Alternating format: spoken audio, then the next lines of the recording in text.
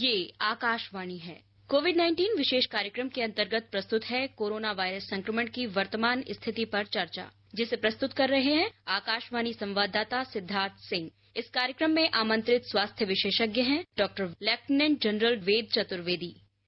नमस्कार श्रोताओं, आकाशवाणी के समाचार सेवा प्रभाग द्वारा कोरोना जागरूकता श्रृंखला के इस विशेष कार्यक्रम में आपका स्वागत है। और आज के इस अंक के साथ मैं हूं सिद्धार्थ सिंह। राष्ट्रपिता महात्मा गांधी ने कहा था, आप वो बदलाव बनो जो आप दुनिया में देखना चाहते हो। Be the change that you want to see in the world. जी हाँ श्रोताओं, बदलाव हमारे जीवन का हिस्सा है और कोरोना के इस दौर में हमारी जिंदगी में बहुत से बदलाव आ गए हैं। आज हाइजीन एटिकेट का हिस्सा बन चुका है और हम कोरोना का सही मायनों में तभी मुकाबला कर पाएंगे जब हम ये बदलाव सबसे पहले खुद में लाएंगे। इन बदली हुई परिस्थितियों में हम अगर छोटे छोटे से ये बदलाव ला पाए तो हम निश्चित तौर पर कोरोना की जंग को जीत पाएंगे। इसलिए बदले हुए दौर में आप मास्क लगाइए, हाइजीन का पालन करिए और इमोशनल डिस्टेंसिंग को छोड़कर सोशल डिस्टेंसिंग को अपनाइए। यही कोरोना पर जीत का मंत्र है। श्रोताओं, कोरोना को लेकर आपके मन में चल रहे तमाम सवालों का जवाब देने के लिए और इस पर चर्चा करने के लिए आज के इस विशेष फोन इन कार्यक्रम में हमारे साथ जुड़ चुके हैं देश की सशस्त्र सेनाओं का शीर्ष नेतृत्व करने के बाद कोरोना की इस जंग में भी वो एक वॉरियर की तरह लोगों को इस सदृश्य दुश्मन से बचा रहे हैं। आपको सशस्त्र सेनाओं में रहते हुए उत्कृष्ट सेवाओं के लिए परम विशिष्ट सेवा मेडल पीवीएसएम से सम्मानित किया जा चुका है। जी हां, हम बात कर रहे हैं सर गंगाराम अस्पताल नई दिल्ली के रूमेटोलॉजी और इम्यूनोलॉजी विभाग में senior consultant doctor lieutenant general Ved Chaturvedi की। डॉक्टर वेद, नमस्कार। कार्यक्रम में आपका स्वागत है। जय हिंद, नमस्कार। श्रोताओं, आप कोरोना से संबंधित सवाल हमारे आज के एक्सपर्ट से टोल फ्री नंबर 1800-11-5767 और 011-233-14444 पर पूछ सकते हैं। आप हमारे ट्विटर हैंडल @AIR न्यूज पर #AskAIR पर अपने सवाल पोस्ट कर सकते हैं। डॉक्टर वेद, सबसे पहले बात करते हैं कोरोना की ताजा स्थिति पर। अगर हम देखें आज के आंकड़े तो देश में कोरोना वायरस से स्वस्थ होने वालों की कुल संख्या 6,35,000 से भी ज्यादा हो गई है और जो स्वस्थ होने की दर है वो 63% से ज्यादा हो गई है।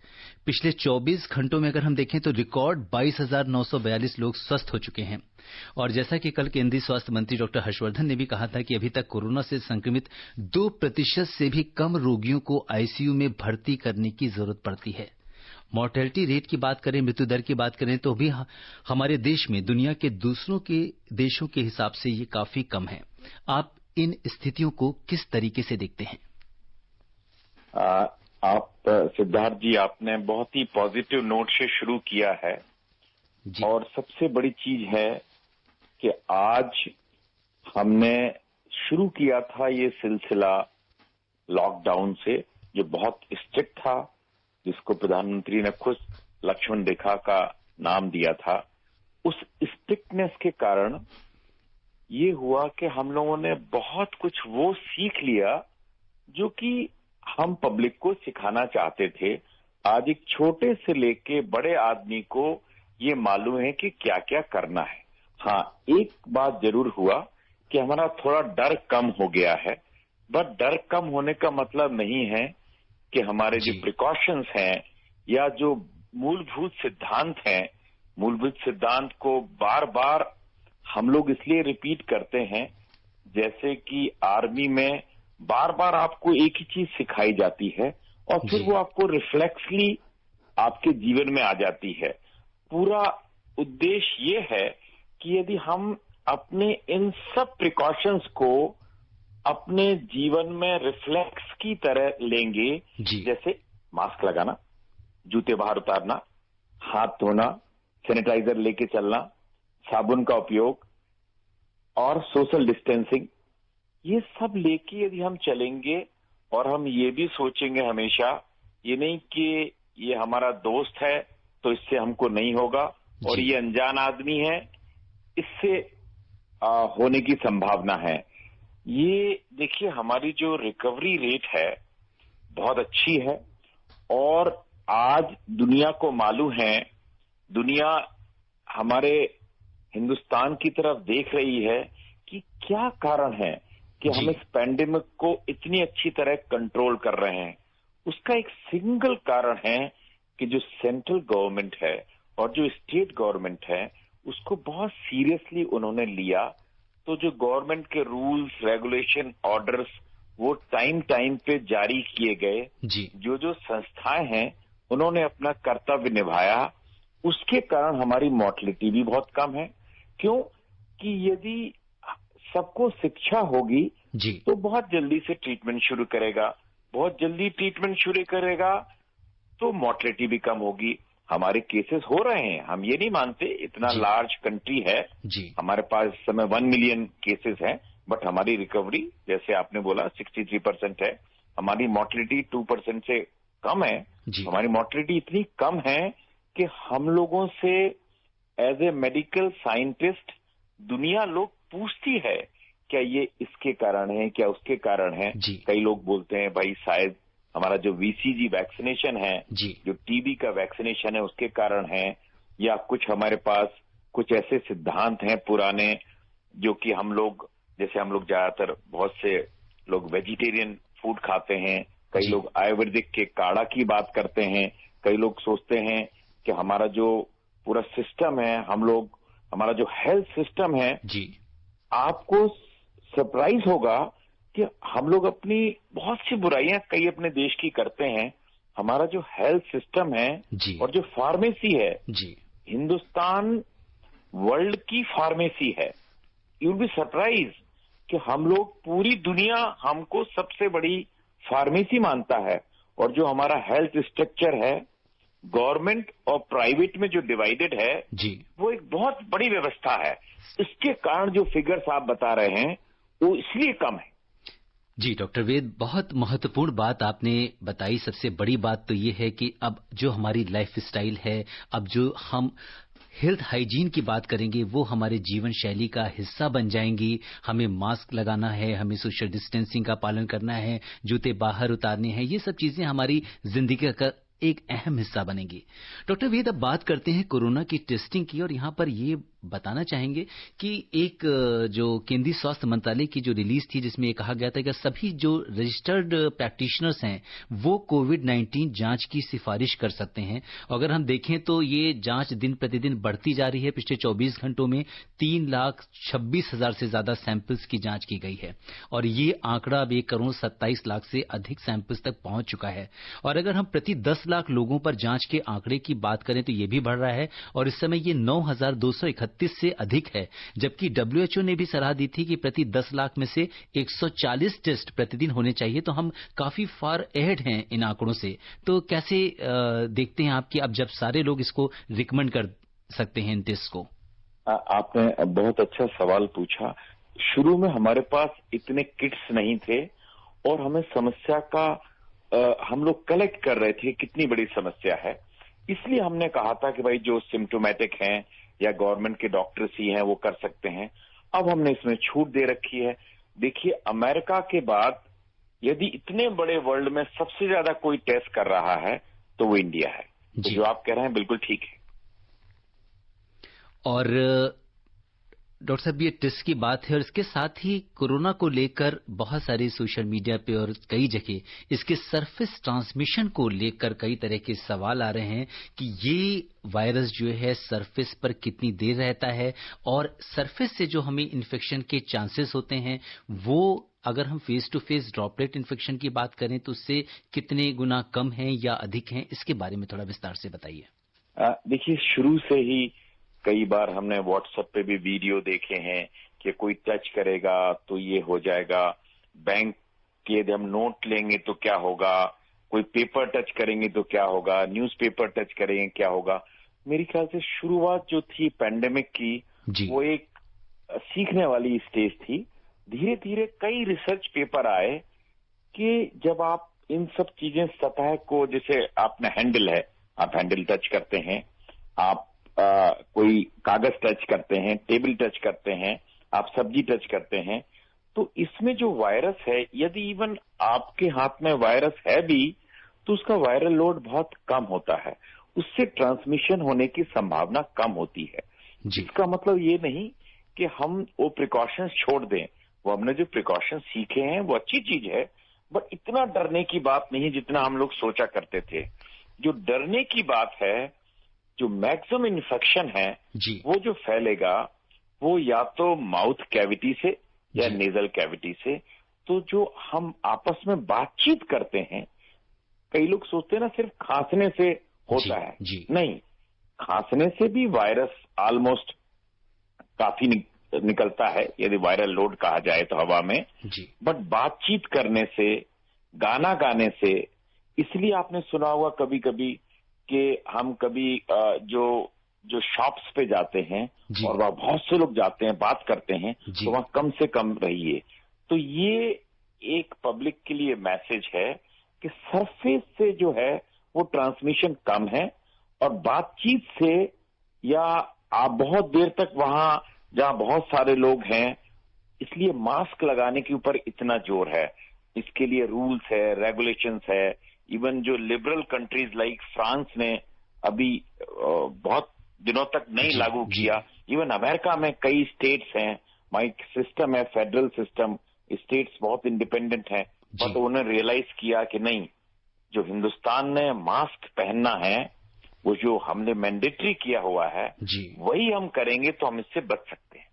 ये बहुत महत्वपूर्ण बात आपने हमारे श्रोताओं को बताई कि मास्क लगाना क्यों अनिवार्य है, और सरफेस और अगर हम माउथ कैविटी की बात करें तो दोनों के बीच के वायरल के ट्रांसमिशन के फर्क को आपने हमारे श्रोताओं को समझाया, और हमारी ये चर्चा आगे भी जारी रहेगी। सबसे पहले बहुत सारे श्रोता हैं जो बहुत सारे सवाल आपसे करना चाहते हैं, तो पहले एक श्रोता का सवाल ले लेते हैं। फरीदाबाद से हमारे साथ अनवर जुड़ चुके हैं। हेलो अनवर जी, नमस्कार। कार्यक्रम में आपका स्वागत है, सवाल पूछिए। जी नमस्कार सर। जी नमस्कार। हाँ नमस्कार। डॉक्टर साहब को भी नमस्कार करता हूँ। हाँ नमस्कार। मैं अनवर बिहारी बोल रहा हूँ, फरीदाबाद हरियाणा से। मेरा प्रश्न ये है सर कि लॉकडाउन खुलने के बाद बहुत काफी भीड़ है, बाजार में रश है, और लोग मैं देखता हूँ कि एक दूसरे से बिल्कुल सट कर चलते हैं, और पान की दुकान पे भीड़ रहती है, मछली की दुकान पे भीड़ रहती है, और लोग एक दूसरे बिल्कुल सट कर खड़े रहते हैं। तो ये फिर सोशल डिस्टेंसिंग का मतलब क्या रहेगी यार? जी डॉक्टर वेद, बहुत महत्वपूर्ण सवाल इन्होंने पूछा है। और आज की तारीख में हम देखते हैं कि अनलॉक जब देश हो रहा है, आपको बहुत सारी सुविधाएं काम पर लौटने की दी जा रही हैं, मार्केट्स खुल रही हैं, तो ऐसे में भीड़ लगाना या एक जगह सोशल डिस्टेंसिंग का पालन ना करना, ऐसे लोगों से आप क्या कहना चाहेंगे? उनके लिए यही संदेश है जो हमारे श्रोता जी ने खुद ही बताया, अनवर जी ने, कि इसको हमें सीखना पड़ेगा। इसको हमें देखिए, हमने हाथ धोना सीख लिया है, मास्क लगाना भी सीख लिया है, प्रॉब्ली सोशल डिस्टेंसिंग के बारे में हम लोग अभी भी ये नहीं समझ पा रहे हैं कि यदि हम 2 गज की दूरी रखेंगे तो ट्रांसमिशन का संभावना बहुत कम है। ये बार बार हमें सबको शिक्षा देनी है। हम शिक्षा मैं देता हूं, कुछ आप दीजिए, और ये सिर्फ गवर्नमेंट ही नहीं का काम है, ये सोसाइटी में हम एक दूसरे को बता के चलें, तब हम इसको अपनी जीवन शैली में ला लेंगे। कितनी भीड़ हो, बट यदि आप जीवन शैली में उसको परिवर्तन कर लेंगे तो हम इसको उसमें सामान्य जीवन में ला सकते हैं। जी, और डॉक्टर वेद, मध्य प्रदेश में बहुत अच्छी मुहिम चल रही है, रोकें और टोकें। वहां पे जो भी व्यक्ति जिसने भी मास्क नहीं लगाया है, उसे रोकना है, उसे टोकना है। जिसने सोशल डिस्टेंसिंग का पालन नहीं कर रहा है, जो उसे रोकना है और टोकना है। तो पूरी उम्मीद है। जी मैं आर्मी में रहा हूं, उसमें लिखा रहता है आप टोकते रहिए।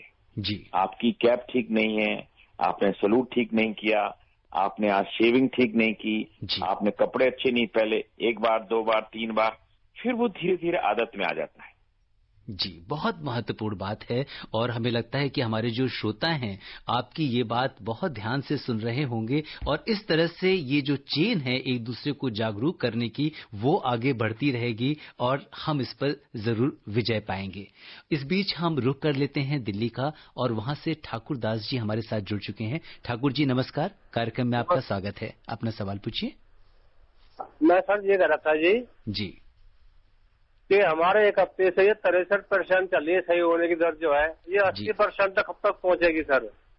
जी डॉक्टर साहब, ये पूछ रहे हैं कि 63% चल रही है ठीक होने की दर, और 80% तक कब पहुंच जाएगी? हालांकि अगर हम दिल्ली में ही देखें तो ऑलमोस्ट हम उस दर तक पहुंच चुके हैं। जी, यदि हम सबका सहयोग रहेगा, यदि सिर्फ हम इस पे डिपेंड करेंगे कि गवर्नमेंट हमको ठीक करके देगी, बेसिक प्रिंसिपल साइंस के सबको मालूम है। यदि हम सबको फॉलो करते रहेंगे, आज आपको विश्वास नहीं होगा कि दिल्ली सरी की जगह में इतने सारे बेड खाली हैं। उसका एक बहुत बड़ा कारण है एजुकेशन। अब लोग अस्पताल में नहीं भागते। यदि मुझे कोरोना हो गया और मुझे माइल्ड सिम्टम है, तो जैसे कि खांसी जुकाम होता है, मुझे मालूम है कि मुझे कोरोना हो गया, मैं घर में बैठ के आराम करता हूं, अपना जो नॉर्मल प्रिकॉशंस लेता हूं, एक जिसे क्वारंटीन कहते हैं, और एक डॉक्टर के टच में रहता हूं। यदि मुझे लगता है कि मेरे सिम्टम बढ़ते हैं, तभी मैं अस्पताल में जाता हूं। जी, और डॉक्टर वेद, अगर कोई होम आइसोलेशन में है तो अगर हम किसी किट की बात करें कि वो क्या क्या चीजें जरूरी हैं हमें घर पे रखना, अगर कोई व्यक्ति होम आइसोलेशन या क्वारंटीन में है। जिसको पॉपुलरली होम किट, मैंने एक आर्टिकल लिखा था। जी, आपके उस आर्टिकल को मैंने पढ़ा था, तो मुझे लगा कि अपने श्रोताओं से उसके बारे में साझा करना चाहिए। जी हाँ, उससे कॉन्फिडेंस भी बढ़ता है। देखिए, कई दवाइयां हैं जिनको हम कहते हैं कि ऑन द काउंटर बिना डॉक्टर के प्रिस्क्रिप्शन के भी रख सकते हैं। उसमें छोटी मोटी दवाइयां, जैसे विटामिन सी है, तो आप विटामिन सी घर में रखिए, उससे इम्यून सिस्टम, ये प्रूवन फैक्ट्स हैं। विटामिन डी एक पाउच आता है, एक उसमें वीकली लिया जाता है, तो विटामिन डी, एक जिंक का टैबलेट, एक पैरासिटामोल का टैबलेट, और बेसिकली आपको लगता है कि आप बहुत ऐसे एरिया में रह रहे हैं जो हॉट स्पॉट है, तो हम चाहेंगे ऑक्सीमीटर, पल्स ऑक्सीमीटर, ये आप रख लें। और आपको लगता है कि घर में कोई ऐसा या आसपास या आप एक सोसाइटी है, जैसे एक बिल्डिंग है आपकी, तो उस बिल्डिंग में यदि आपने एक ऑक्सीजन सिलेंडर रख लिया, तो आपको मालूम है कि आपके सोसाइटी में 2 कोविड पेशेंट हैं, और यदि उनका ऑक्सीनेशन 93 से नीचे गिरता है, उनको ऑक्सीजन सिलेंडर की जरूरत पड़ सकती है। तो ये सब चीजें एक होम किट के रूप में या सोसाइटी के किट में, मैं नहीं कहता कि हर घर में ऑक्सीजन सिलेंडर रख लीजिए या हर घर में पल्स ऑक्सीमीटर रख लीजिए। हाँ, आपकी जगह हो रहा है तो आपको ये, हाँ, vitamin C, zinc, vitamin D, paracetamol, ये सब दवाइयां रखी जा सकती हैं। इसके अलावा जो और दवाइयां हैं वो आपको आपका फैमिली डॉक्टर, जैसे कि हाइड्रोक्सीक्लोरोक्विन है या फिर डॉक्सीसाइक्लिन है, ये बड़ी कॉमन दवाइयां हैं। इन दवाइयों को कम से कम 50 साल से तो हम ही लोग यूज कर रहे हैं।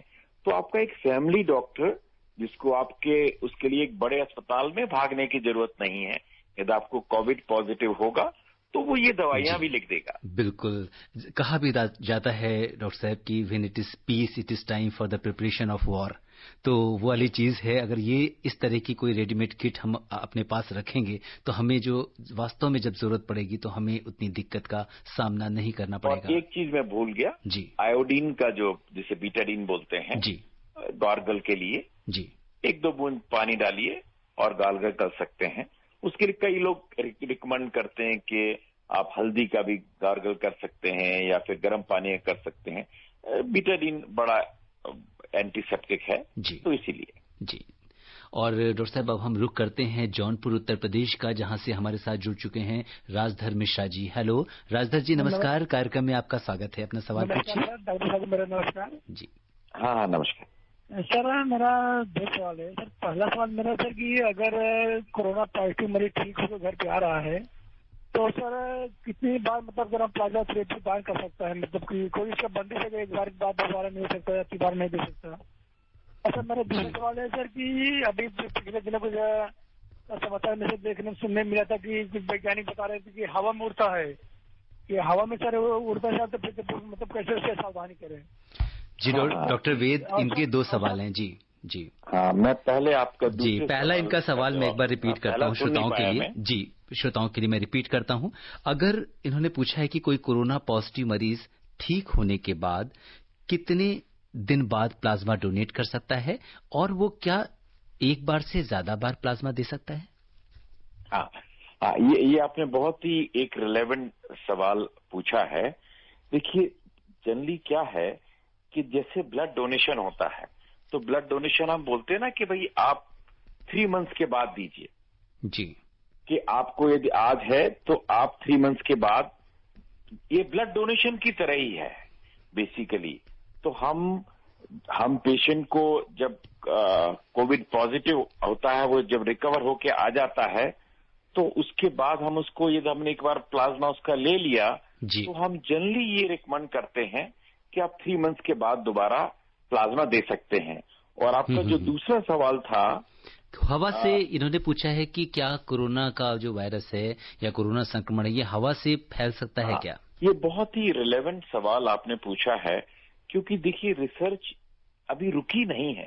हमको सब कुछ यदि वायरस के बारे में मालूम हो गया होता तो हम वायरस की दवाई नहीं खोज लेते जी। हमें अभी भी शक है कि क्या ये सिर्फ ड्रॉपलेट से नहीं, ये कहीं उससे तो नहीं जाता हवा से। जैसे मुझे हो गया और पता पड़ा 3 किलोमीटर जाके चला गया। कई जगह ये स्टडी की गई है, इसके ऊपर थोड़े से कंट्रोवर्शियल चीजें हैं। एज ऑन टुडे 99% ये हवा से नहीं जाता, बट एक आध कोई स्टडी कभी आती है कि नहीं, मैं तो कहीं गए नहीं और किसी कांटेक्ट में भी नहीं आया, मैं मुझे फिर भी हो गया, तब वो शक कहीं जाता है वैज्ञानिकों का कि शायद ऐसा हो सकता है, बट वो अभी भी सवालिया है। जी बिल्कुल, अभी ये कंफर्म नहीं है कि हवा के द्वारा ये वायरस फैलता है या नहीं। और जो श्रोता हमसे अभी भी जुड़े हैं उन्हें बता दें कि कोरोना जागरूकता के आज के इस विशेष कार्यक्रम में श्रोताओं के प्रश्नों के जवाब दे रहे हैं सर गंगाराम अस्पताल नई दिल्ली के रूमेटोलॉजी और क्लिनिकल इम्यूनोलॉजी विभाग में senior consultant doctor lieutenant general Ved Chaturvedi. और डॉक्टर साहब, इसके बाद हम रुक करते हैं उत्तर प्रदेश में बड़ौद का, जहां से हमारे साथ कॉलर जुड़ चुके हैं महेश शर्मा जी। महेश जी नमस्कार, कार्यक्रम में आपका स्वागत है। नमस्कार जी। हमारे लोकल में कोरोना के मरीज आ रहे हैं बहुत ज्यादा, और आम पब्लिक की तरह हम कैसे सुरक्षा करें? जी डॉक्टर साहब, कैसे कोरोना से बचाव करें? हालांकि आपने इसको रिपीटेडली बताया है, लेकिन एक बार जल्दी से बता दीजिए महेश शर्मा जी को। सिद्धार्थ जी, ये आपने भी और हम सब ने रोज सुनते हैं।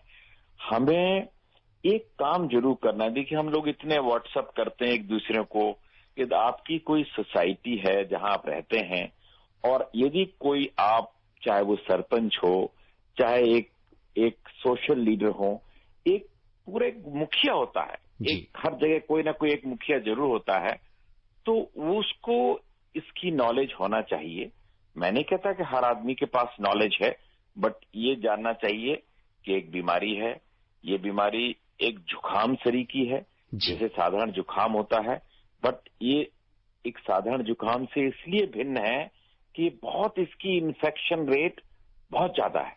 तो ये चीज को बार बार आप पढ़ाएंगे लोगों को कि इसकी इन्फेक्शन रेट बहुत ज्यादा है, और इसकी यदि आपके लंग्स में हो गया तो आपको सीरियस भी हो सकते हैं। इन चीजों से बचने के लिए हम 3 चीजों के लिए बार बार बोलते हैं, चाहे वो हमारे देश के प्रधानमंत्री हों, चाहे हमारे देश के हेल्थ मिनिस्टर हों। हम लोग बार बार बोल रहे हैं ये कि चूंकि इतनी ज्यादा इन्फेक्टिव है ये, तो मास्क लगाइए और थोड़ा डिस्टेंस पे रहिए, थोड़ा दूरी बना के रखिए।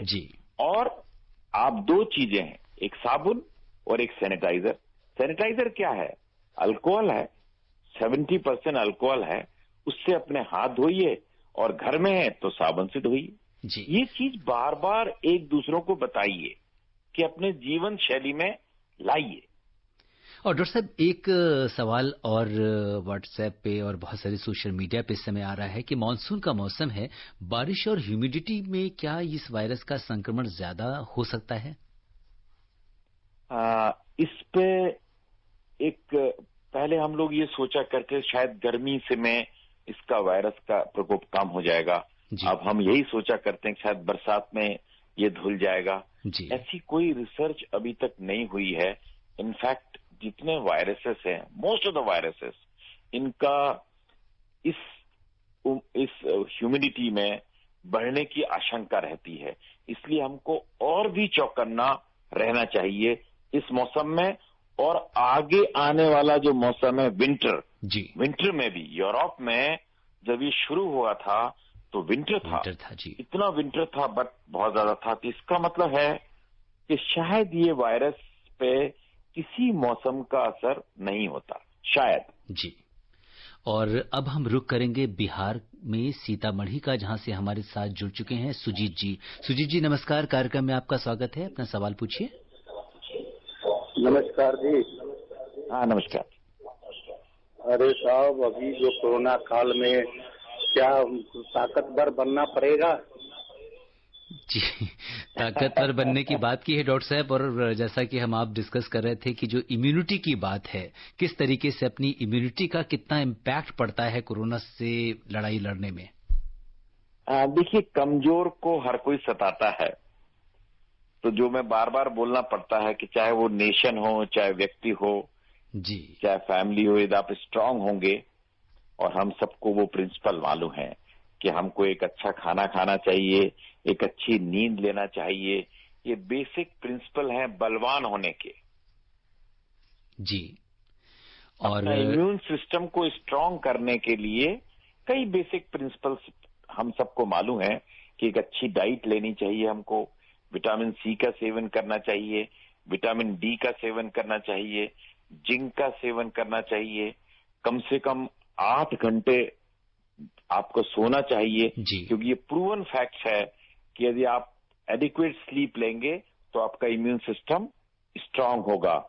और फिजिकली भी, यदि आप फिजिकली फिट हैं तब भी आपका इम्यून सिस्टम अच्छा होगा, और यदि आप खुश हैं, पॉजिटिव सोचते हैं तो भी अच्छा होगा। बिल्कुल। और डॉक्टर वेद, अब हम लोग हमारा जो समय है धीरे धीरे समाप्त हो रहा है। एक लास्ट कॉलर को ले लेते हैं। मोहम्मद खिताबुल जुड़ चुके हैं दिल्ली से हमारे साथ। जी, जल्दी से अपना सवाल पूछिए। जी मोहम्मद जी। मैं ये पूछ रहा हूँ कि सर, जैसे कि अभी 35,000 एक दिन में आंकड़ा आ रहा है जी, ठीक है सर, तो मैं ये पूछ रहा हूँ सर, जब ये बीमारी अपने पहुंचेगा तो एक दिन में मान लो कि 40-50 हजार 1 लाख के करीब आंकड़ा पहुंच सकता है, ये नहीं? जी हाँ, पूछ रहे हैं सीवियरिटी कितनी हो सकती है डिजीज की। हो सकता है, समय बताएगा ये, बट याद रखिए हमारी रिकवरी रेट बहुत ज्यादा है। मैंने कहा ना कि ये इन्फेक्टिव है, तो बहुत ज्यादा टेस्टिंग होगी तो हमको और पता चलेगा, तो ऐसा हो सकता है, बट उसमें घबराने की बात नहीं है। हमारी रिकवरी रेट बहुत अच्छी है, हमारी डेथ रेट पूरे वर्ल्ड में सबसे अच्छी है जी, और हमारे पास एडिक्वेट व्यवस्था है, और गवर्नमेंट की बैकिंग है पूरी तरह से प्राइवेट और गवर्नमेंट दोनों। ये पब्लिक मूवमेंट है। बिल्कुल, पब्लिक मूवमेंट है, जैसा कि हमारे पीएम भी बार बार कहते हैं कि ये एक जन भागीदारी है, सरकार की और जनता की, दोनों की मिलकर हमें कोरोना पे विजय पाना है। अब समय हमें इजाजत नहीं दे रहा कि हम इस चर्चा को आगे बढ़ाएं। चलते चलते डॉक्टर वेद, आप आकाशवाणी के श्रोताओं को संक्षिप्त में क्या टिप्स देना चाहेंगे? टिप्स में यही देना चाहूंगा जो आज प्रधानमंत्री जी ने भी बोला है कि ये जन आंदोलन है। इसकी आप मत सोचिए कि गवर्नमेंट क्या कर रही है, गवर्नमेंट ने तो सब कर दिया है, अब हम सबको करना है। यदि हम इस चीज को, मिशन को लेके चलेंगे तब हम आगे बढ़ सकते हैं। वही 3 चीजें, सोशल डिस्टेंसिंग, 2 गज की दूरी, मास्क लगाना, साबुन से हाथ धोना, सैनिटाइजर से हाथ धोना। बिल्कुल डॉक्टर वेद, आप कोविड-19 के इस विशेष कार्यक्रम से जुड़े और आपने हमारे श्रोताओं के प्रश्नों का उत्तर दिया, आपका बहुत बहुत धन्यवाद। Thank you so much. श्रोताओं, आज के अंक में बस इतना ही। चलते चलते आपसे यही कहेंगे कि यकीन हो तो कोई रास्ता निकलता है, हवा की ओट लेकर भी चिराग जलता है, गुलाब कांटों में रहकर भी खिलता है। इसलिए श्रोताओं, आप कोरोना से जंग में अपना हौसला यूं ही बनाए रखिए, और जब भी मेरा ख्याल आए अपना बहुत ख्याल रखिएगा। इसी कामना के साथ दीजिए मुझे अनुमति। नमस्कार। कोविड-19 विशेष कार्यक्रम के अंतर्गत अभी आप सुन रहे थे कोरोना वायरस संक्रमण की वर्तमान स्थिति पर चर्चा, जिसे प्रस्तुत कर रहे थे आकाशवाणी संवाददाता सिद्धार्थ सिंह। इस कार्यक्रम में आमंत्रित स्वास्थ्य विशेषज्ञ थे doctor lieutenant general Ved Chaturvedi. ये कार्यक्रम आकाशवाणी के समाचार सेवा प्रभाग द्वारा प्रस्तुत किया गया। इसे आप हमारे mobile app news on AIR पर भी सुन सकते हैं। इस कार्यक्रम के संबंध में अपनी प्रतिक्रिया आप हमें ईमेल कर सकते हैं। पता है airnsdtalks@gmail.com। ये कार्यक्रम फिर से सुनने के लिए लॉग ऑन करें हमारी वेबसाइट newsonair.com।